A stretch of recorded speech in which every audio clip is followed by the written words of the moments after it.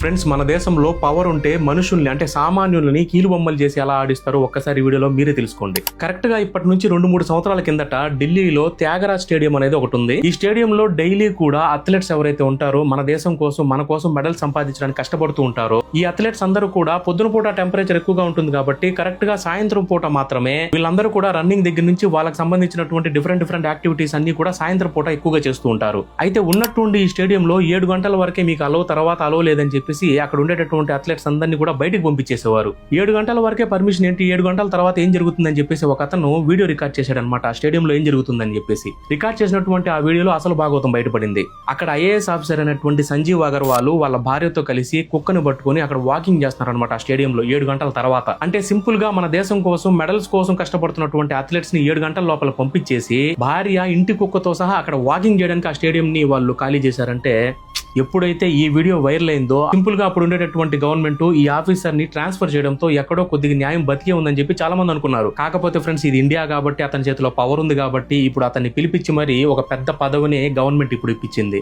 ఎటువంటి అపాలజీ చెప్పనటువంటి ఇదే IAS officer ఇప్పుడు ఢిల్లీకి చెందినటువంటి ఎంసీడీ కమిషనర్. సార్ అందుకే సార్ ఈ దేశం అంటే అంత ఇష్టం నాకు.